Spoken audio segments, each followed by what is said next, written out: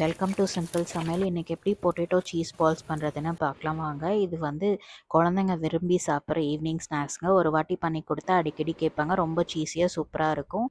3 வேக வச்ச உருளைக்கிழங்க எடுத்துக்கோங்க, 400 கிராம் போல். அதை நல்லா மேஷ் பண்ணிக்கோங்க.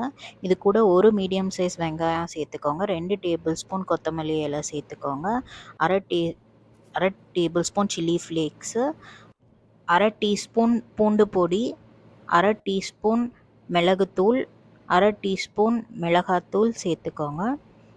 இது கூட தேவையான அளவு உப்பு சேர்த்துக்கோங்க. வேணும்னா 2 டேபிள் ஸ்பூன் சீஸ் சேர்த்து நல்லா கலந்து விடுங்க.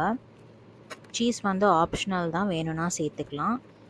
இதை வந்து அப்படியே ஒரு பிளேட்டுக்கு ட்ரான்ஸ்ஃபர் பண்ணி நல்லா மேஷ் பண்ணுங்கள். நீங்கள் டேஸ்ட் பண்ணிவிட்டு உங்களுக்கு காரம் வேணும்னா அட்ஜஸ்ட் பண்ணிக்கலாம். இந்த ஸ்டேஜில் இதை வந்து ஒரு இந்த மாதிரி பாலாக வந்து உருட்டி எடுத்துக்கோங்க. அதுக்கப்புறம் ஒரு ஓட்டை மாதிரி போட்டுட்டு உங்களுக்கு தேவையான சைஸில் வந்து சீஸ் க்யூப்ஸ் எடுத்து அதுக்குள்ளே வச்சு க்ளோஸ் பண்ணி திருப்பி நல்லா பாலாக உருட்டி எடுத்துக்கோங்க. எல்லாத்தையும் இந்த மாதிரி ஸ்டஃப் பண்ணி பாலாக பண்ணி ஒரு பிளேட்டில் வச்சுடுங்க. அடுத்து கோட்டிங் இதுக்கு எப்படி பண்ணுறதுன்னு பார்க்கலாம்.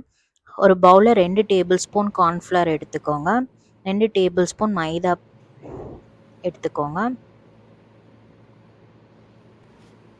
கொஞ்சமாக உப்பு, கொஞ்சமாக மிளகுத்தூள் சேர்த்துக்கோங்க.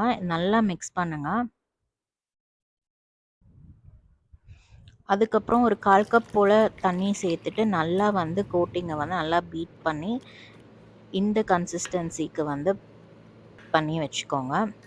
அதுக்கப்புறம் நம்ம ரோல் பண்ணி வச்சுருக்க பால்ஸை வந்து இந்த கோட்டிங்குள்ளே போட்டு ஸ்பூனால் நல்லா வந்து கோட் பண்ணி எடுத்துட்டு அதை வந்து பிரெட் க்ரம்ஸில் போட்டு கையில் வந்து பிரெட் க்ரம்ஸை மேலே தூவி விடுங்க. அதுக்கப்புறம் நல்லா ரோல் பண்ணி வச்சுடுங்க. எல்லா பால்ஸையும் இந்த மாதிரி நல்லா கோட் பண்ணி நீங்கள் ஃப்ரிட்ஜில் வச்சுட்டு எப்போ தேவையோ அப்போ நீங்கள் வந்து ஃப்ரை பண்ணி எடுத்துக்கலாம்.